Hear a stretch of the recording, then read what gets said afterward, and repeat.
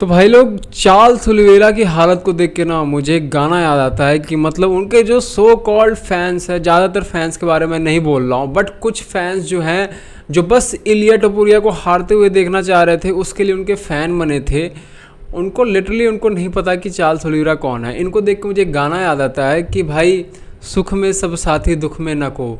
दुख में ऐसे भड़वे लोग ही नहीं रहते हैं जो बस मतलब गाना बनाने के लिए आपका कुछ समय के लिए सपोर्ट करते हैं, आपके राइस पे जब आपका डाउनफॉल आता है तो आपको गाली देना स्टार्ट कर देते हैं। अबे ये तो बुढ़ा हो गया है, अबे ये तो बुढ़ा हो गया है, इसके अंदर वो बात नहीं रही भाई। मतलब वो 2018 के बाद से यूएफसी देखना स्टार्ट किए, रील्स पे यूएफसी देखते हैं एंड किसी फाइटर को क्रिटिसाइज तो ऐसे करते हैं जैसे इनके बाप जो हैं वो यूएफसी को खरीदे हो या फिर चार्ल्स ओलिवेरा को जाके हरा देंगे।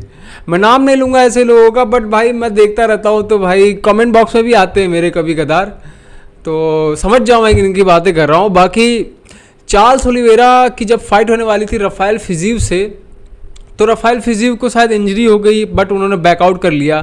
उसके बाद ऐसा बोला जा रहा था कि चार्ल्स ओलिवेरा को जो गेमरॉट हैं उन्होंने इनवाइट किया फाइटिंग के लिए एंड उन्होंने मना कर दिया। एंड उधर से बाद में क्लैरिफिकेशन आता है कि भाई एक फाइटर को अपने आप को ट्रेन करने में थोड़ा समय लगता है। एक फाइटिंग स्टाइल के खिलाफ वो एक स्ट्राइकर के अगेंस्ट अपने आप को प्रिपेयर कर रहे थे, एक कैंप पूरा सेट किया था। अब उनको अपनी पूरी जो टेक्निक थी जो वो बिल्ड कर रहे थे रफाएल फिजीव के अगेंस्ट, उसके अगेंस्ट जाके बस 2 से 3 हफ्ता बचा है। अब वो गेमरॉट के अगेंस्ट ट्रेन करेंगे जो प्योर रेसलर फाइटर है and his wrestling is top notch. But ये अफवाह उड़ाई गई और शुरुआत में मेरे को भी ऐसा लग रहा है कि चार्ल्स ओलिवेरा थोड़े बहुत हेजिटेंट थे कि भाई नहीं मैं फाइट नहीं करना चाहता, बट बाद में as a fighter, as a real warrior उन्होंने फाइट एक्सेप्ट कर ली है। एंड अब जो फाइट होने वाली है वो होने वाली है चार्ल्स ओलिवेरा वर्सेस गेमरॉट, और यूएफसी फाइट नाइट का ये मेन इवेंट होने वाला है। चार्ल्स ओलिवेरा और गेमरॉट को अगर कंपेयर किया जाए तो एक्सपीरियंस के मामले में तो भाई गेमरॉट चार्ल्स ओलिवेरा के सामने बिल्कुल खड़े ही कहीं नहीं होते हैं, but Gamerot is a very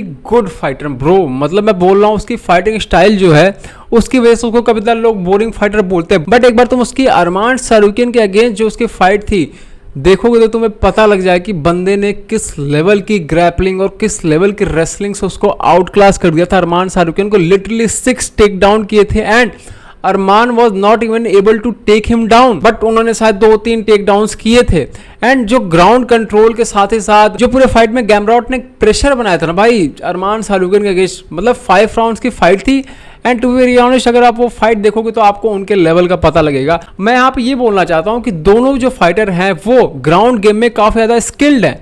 बात आ जाएगी स्टैंड अप फाइट में, क्योंकि जब 2 फाइटर्स ग्राउंड गेम पे काफ़ी स्किल्ड होते हैं ना तो दोनों फाइटर्स को पता लग जाता है कि भाई टेक डाउन्स करना उतना आसान नहीं होगा। तब बात आ जाती है स्टैंड अप फाइट में। एंड मुझे भी यहाँ पे लग रहा है कि अगर ग्राउंड गेम पे फाइट गई तो चार्ल्स ओलिवेरा गेम को वहीं पे फिनिश कर देंगे जहाँ तक चांसेस है, बट अगर फाइट आ जाती है कह दो कि स्टैंड अप पे तो भाई चार्ल्स ओलिवेरा का जो चिन है ना वो मेरे को लग रहा है थोड़ा बहुत कॉम्प्रोमाइज्ड है आफ्टर जो उनकी फाइट हुई थी अगेंस्ट इलिया टोपुरिया। बट भाई अगर तुम गेमरॉट के चिन के बारे में बात करो ना भाई इनका चिन काफ़ी एक्सीलेंट है। तुम इनकी फाइट्स देखोगे तो तुमको पता लगेगा कि बंदा पंचेस लेता है, लिटरली शॉट्स अपने फेस पे लेता है एंड मतलब घंटा फर्क नहीं पड़ता इस बंदे को। अगर तुम ओवरऑल स्टैट्स चेक करोगे ना तो भाई जो गेमरॉट है वो आगे निकल के आते हैं as compare to Charles Oliveira, but भाई यहाँ पे एक्सपीरियंस काफी ज्यादा मैटर करेगा। यहाँ पे मैं बोलता हूँ कि उनको एडवांटेज रहेगा क्या बोलते हैं गेमरॉट को, but to be very honest उतना भी ज्यादा एडवांटेज नहीं रहेगा। मेरे हिसाब से 55-45 की फाइट है। 55% चांस है गेमरॉट के जीतने के एंड 45% चांस है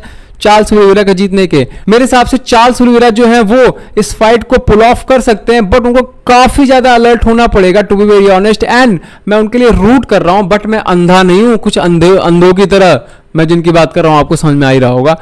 एंड तुम लोग क्या अपने कमेंट बॉक्स को छोड़ते आना। तब तक के लिए मिलते हैं नेक्स्ट वीडियो में। और भाई अगर वीडियो अच्छा लगा हो तो फॉलो करो, सब्सक्राइब करो, क्योंकि भाई तुम्हारे इस चीज से ना तुम्हारा तो कुछ भी नहीं जाता, but to be very honest मेरे को बहुत ही अच्छी मोटिवेशन मिलती है कि तुम लोग के लिए अच्छा कंटेंट लाऊं एमएमए में जो आजकल कोई नहीं कर रहा है इंडिया में।